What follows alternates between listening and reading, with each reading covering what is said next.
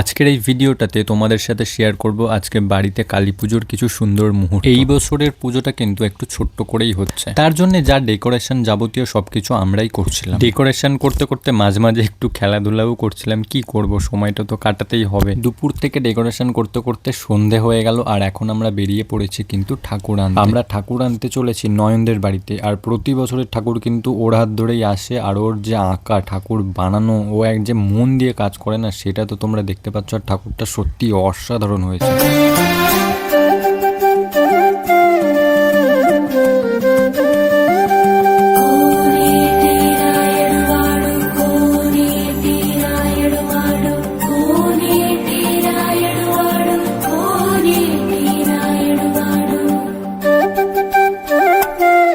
এদের দিকে তাকাচ্ছে আর আমার দিকে তাকাচ্ছে, এ ভাবছে যে কি হচ্ছে এগুলো, এটা কি পাগল টাগল হয়ে গেল নাকি, সেটাই হচ্ছে ওর মানে অবাক বিষয় হয়ে গেছে।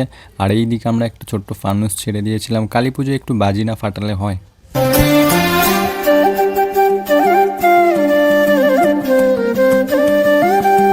পুজোতে যারা আমন্ত্রিত ছিল মায়ের ভোগ খেতে এখানে বসে গিয়েছে। তোমাদেরকে বললামই এই বছরে বেশি বড় করে পুজো হচ্ছে না, ছোট করেই হচ্ছে। এখানে চলছে পুজো, আর কিছুক্ষণ পরেই কিন্তু সবাই অঞ্জলি দেবে, তাই জন্য সবাই প্রস্তুত হচ্ছে।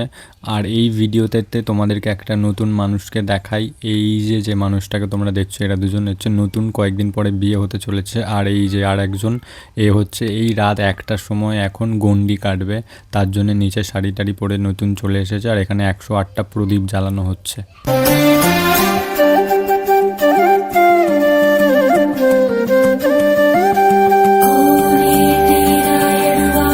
পুজো মোটামুটি কিন্তু সারা রাত ধরেই হবে, বাট আমার খুব জোরে ঘুম পেয়েছে, তাই জন্য আমি ঘুমাতে চলে গেলাম। আর রাত 2টোর সময় দেখতে পাচ্ছ রাস্তাঘাট পুরোটাই ফাঁকা।